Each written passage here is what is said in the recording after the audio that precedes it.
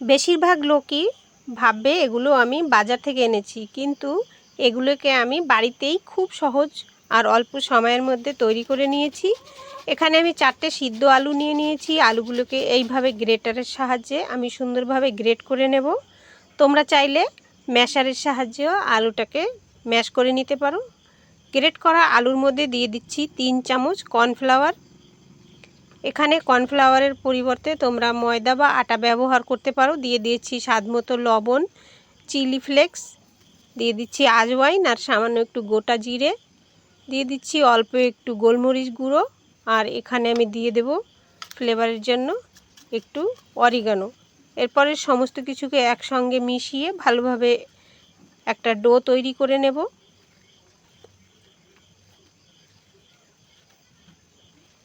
বিকেলবেলা বাচ্চা বা বড় সকলেরই কিছু খেতে ইচ্ছে করে, তাই এটাকে অনেক সহজভাবে বাড়িতে তৈরি করে নিতে পারবে যে কোনো কেউ। আর এরপরে সামান্য একটু হাতে তেল লাগিয়ে আবার এই ডোটাকে একটু মেখে নেব, যার জন্য হাতে বা প্লেটে আর লাগবে না। এরপরে হাতটাকে ধুয়ে আমি পরিষ্কার করে মুছে নেব। আর এই ডোটাকে আমি নিয়ে নিয়েছি একটা রোলিং ম্যাটের উপরে। এখন হাত দিয়ে ডলে ডলে এটাকে একটা লম্বা শেপ দিয়ে দেব। আর এরপরে এটাকে আমি কয়েকটা পিসে কেটে নেব।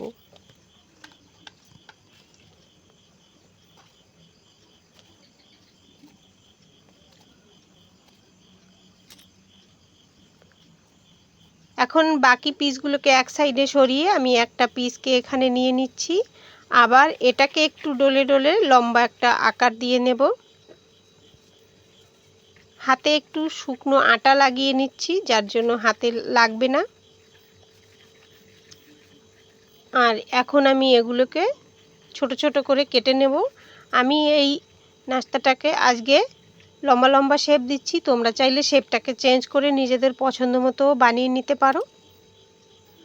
এখন কেটে হালকা একটু হাতে ডলে নিতে হবে। একইভাবে আমি সমস্ত পটেটো পপকর্নগুলোকে তৈরি করে নেব। আগে আমাদের এখানে প্যাকেটে পপকর্ন পাওয়া যেত, একেবারে খেতে সেই পপকর্নের মতোই স্বাদ হয়। এখন আর ওই পপকর্নগুলো পাওয়া যায় না। তোমরা অনেকেই ওই পপকর্নটাকে খেয়ে থাকবে। আমি কিভাবে বানিয়েছি আশা করি তোমাদের ক্লিয়ারভাবে আমি বোঝাতে পেরেছি। একইভাবে আমি সমস্তগুলোকে বানিয়ে রেডি করে নেব। এখানে দেখো আমার সমস্ত পপকর্নগুলো তৈরি করা হয়ে গেছে। এখন চলে যাই আমরা গ্যাসের কাছে এগুলোকে ভেজে নেওয়ার জন্য। কড়াইটাকে গ্যাসে বসিয়ে কড়াইয়ে তেল দিয়ে দিচ্ছি, আর গ্যাসটাকে আমি আগেই অন করে দিয়েছি। মিডিয়াম গরম হওয়ার পরে তেলটা আমি অল্প করে পপকর্ন দিয়ে দেব। আর একটা ছোট চামচের সাহায্যে প্রথমে একটু হালকা নেড়ে দিলেই দেখবে এগুলো সুন্দরভাবে ভেসে উঠবে।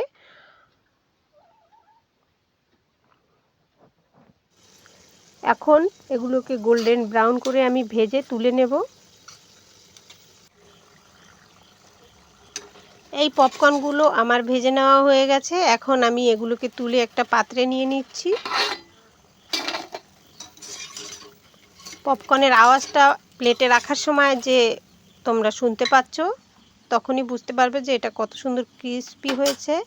আর এখানে আমি কড়াই থেকে একটু গরম তেল তুলে নিয়ে ওর মধ্যে আধা চামচ সাদা তিল দিয়ে দিয়েছি। তিলটা এই যে তেলটা গরম রয়েছে এতে ভাজা ভাজা হয়ে যাবে। এখন এর মধ্যে দিয়ে দিচ্ছি 2 টেবিল চামচ পরিমাণ সয়া সস। আর এর মধ্যে আমি দিয়ে দিচ্ছি 3 চামচ টমেটো কেচাপ। এখন এগুলোকে একসঙ্গে মিশিয়ে নিলেই এই পপকর্নটা খাওয়ার জন্য সসটা কিন্তু আমার তৈরি হয়ে গেছে। তোমাদের ঝাল পছন্দ থাকলে একটু চিলি সস মিলিয়ে দিতে পারো। আর এদিকে পরের ব্যাচের পপকর্নগুলো আমার ভেজে নেওয়া হয়ে গেছে। এখন আমি এগুলোকে তুলে নিয়ে নিচ্ছি।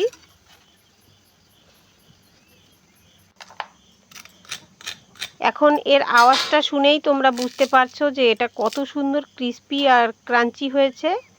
আর ভেঙে তোমাদের দেখিয়ে দিচ্ছি, ভেতরটাও দেখো কত সুন্দর ফুলেছে। তো বন্ধুরা, আশা করি রেসিপিটা তোমাদের কাছে ভালো লেগেছে। রেসিপিটা ভালো লাগলে একবার অবশ্যই বাড়িতে ট্রাই করো। তো আবার তোমাদের সঙ্গে দেখা হবে নতুন একটা রেসিপির সঙ্গে। তখনকার মতো ধন্যবাদ, নমস্কার।